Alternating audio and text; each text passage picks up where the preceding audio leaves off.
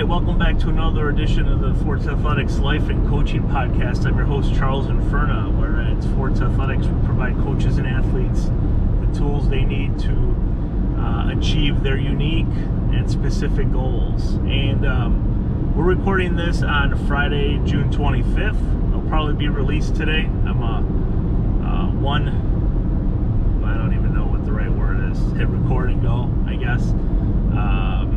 There's not a lot of production costs that go into this, and again, there's really not a lot of production value as well, if you will. So we are recording this. It's early in the morning here on the way to school, and this is a continuation episode of the conversation that I started about meeting Coach Barr in the summer of '03.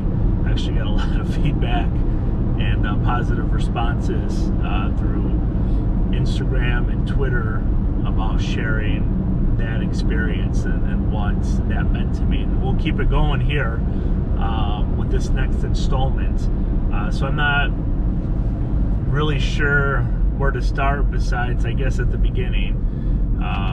In the last episode where I talked about meeting Coach Barr, and we got through the summer of '03, and it was really interesting, like I shared, because he was a jumping extraordinaire, or jumper extraordinaire, competed at 2 Olympic trials, and he was going to coach me in the throws, and it was going to be my senior season, and it was going to be the last hurrah, and it was going to be, you know, the greatest thing ever.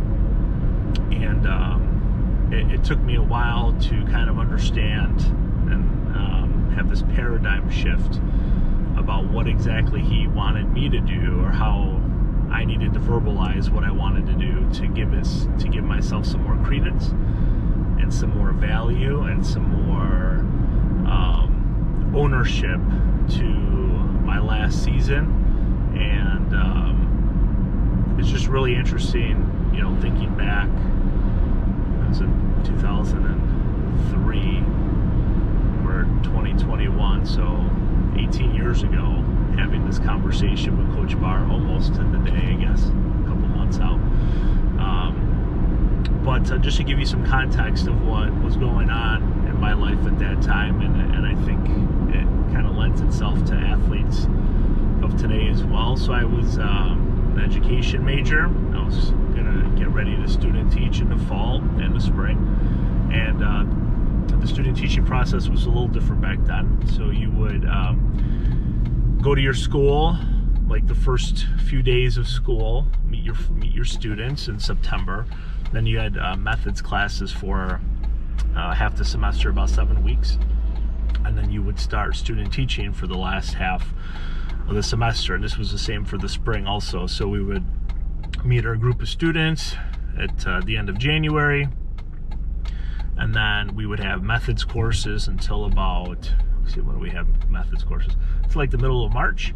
And then we student taught basically until we graduated. So my last day of student teaching was Friday before we graduated. And then because of traveling for a couple of track meets, after I graduated, I stayed and went back for an extra week, just kind of like make up the time, and then started, you know, grad classes that summer. So that fall of '03, we were going to student teach, which I did in a 4th grade classroom, basically from Halloween till the holiday break. And I had a job in the weight room, like, I don't know, maybe 10, 15 hours a week. And I was going to try and be a track superstar all at the same time. And it couldn't have worked out any better for me at that time in my life, because I missed a lot of class.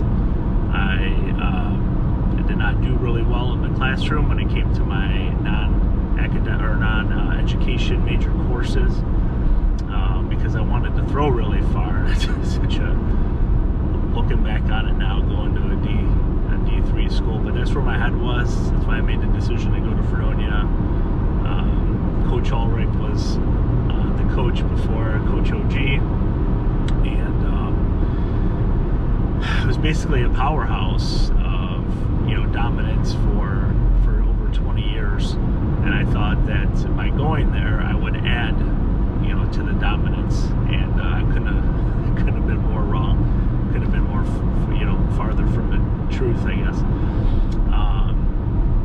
So it took me a while to wrap my head around how I was going to excel in student teaching, because that was the most important thing at that time, and try and be a good athlete, and kind of make all of this stuff work. So what I found was, like I just mentioned, it was the best thing that ever happened. We had methods courses up until basically the season started in October, which was awesome. I get all my classes done and out of the way by like 1 o'clock. I'd go lift, and if I wasn't lifting at that time, I would work at the gym, and then we had practice, and then if I didn't work before practice, I'd work after practice, do some homework, and be home by like 8, 9 o'clock at night, and do it all over again. And that structured schedule, that environment really worked for me, where before you always have to go to class. I didn't go to a lot of classes. These methods courses you couldn't miss. It was a non-negotiable. So for me, it was really cool that we were in a cohort setting, which worked also. I didn't have to take any multiple choice tests. They were basically presentations, which I was really good at. So it worked out really well. And then the transition to student teaching was basically pretty seamless. I was in an elementary school.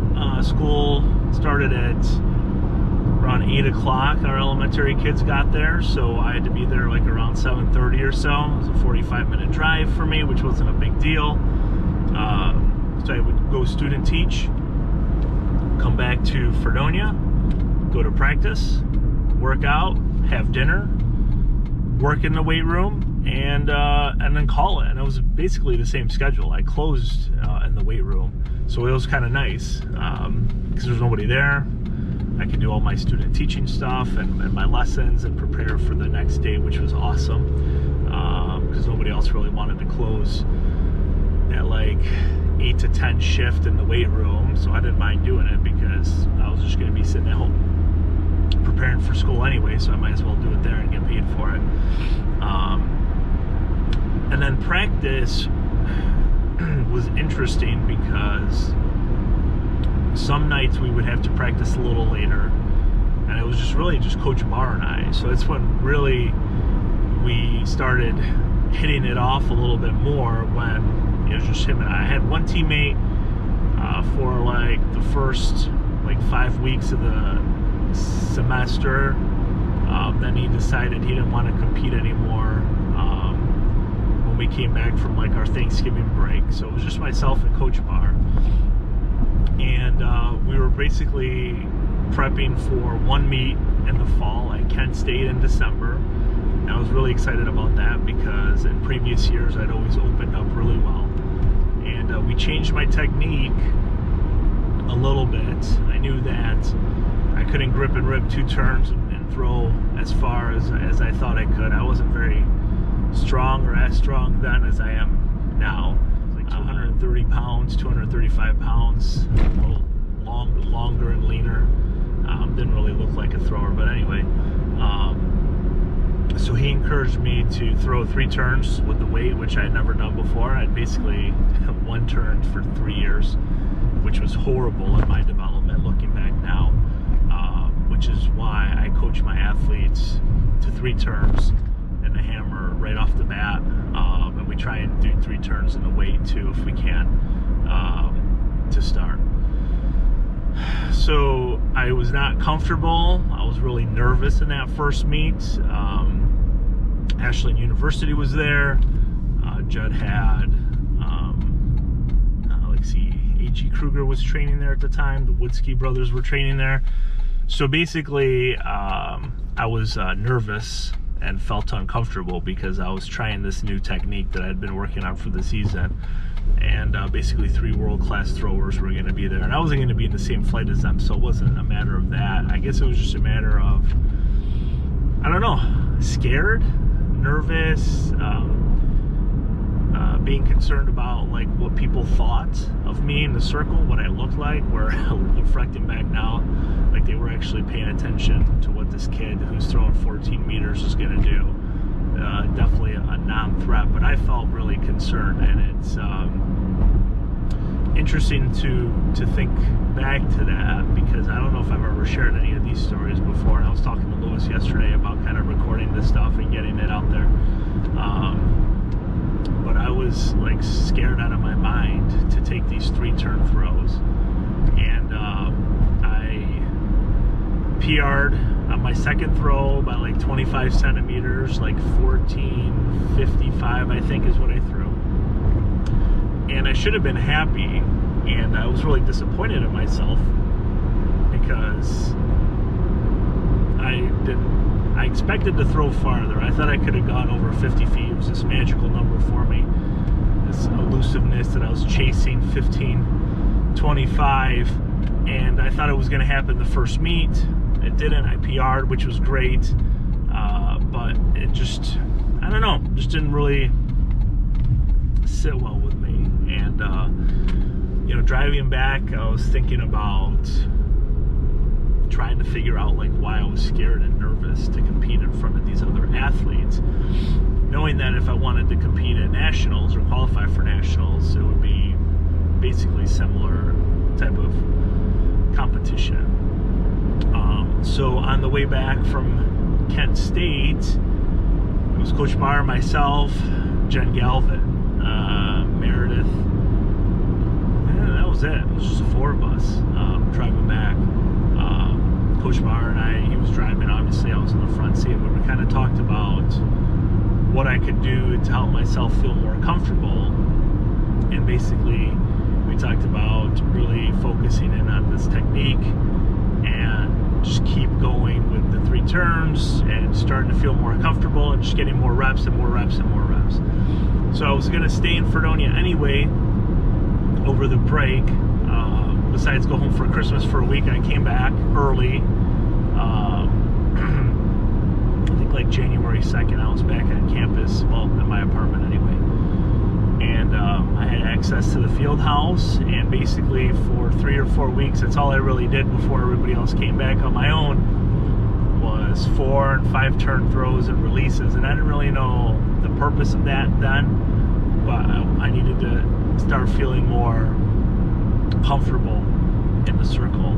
And I knew that the more time I spent doing that, the more it would really manifest itself in competition. And we hosted a track meet that January. It was like the third weekend in January. We always hosted a meet at Fredonia. It was really nice. And I went over 50 feet for the first time, qualified for ECACs. I was on top of the world. And when I was warming up, I was warming up with 3 turn throws, and I just did not feel comfortable. Like it just, I just remember to this day, like not feeling good in there, that people were watching, that I didn't feel comfortable. And my first throw in competition was a 3 turn throw. I think it went like 13 meters or something, not very far. So I dropped down the 2 turns, grip and rip, threw over 50 feet, and I was ecstatic. The whole field house could hear how excited I was, because it was the first time that I got over 50, and I was chasing this. And I had 2 other throws over 50 feet, but they weren't quite as far. And I was like, oh boy, like I've been working basically for 3 weeks with this specific technique, and because I didn't feel comfortable, I dropped down as opposed to trying to like stick with the program. And that's where Coach Barr and I really started having more philosophical conversations, because to fast forward, our indoor conference championships were in February. We used to compete at Hobart William Smith College, and I was the top seeded weight thrower by, I don't know, maybe like a foot, 25 centimeters, not quite a foot. And my number one goal was to win the weight. I had finished second twice, and it was something that just pained me to finish second twice in the weight throw. And I opened with a decent throw, all 2-turn throws, until Coach Barr and I had a conversation between round 5 and round 6, and I was in 4th place.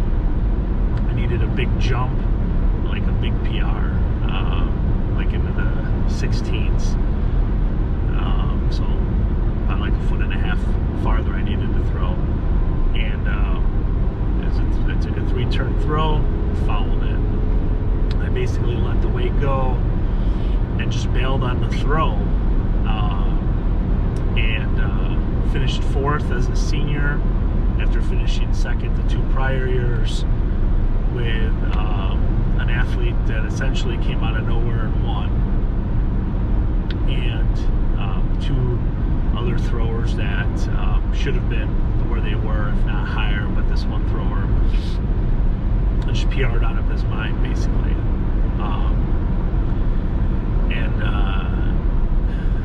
Just like reliving it right now.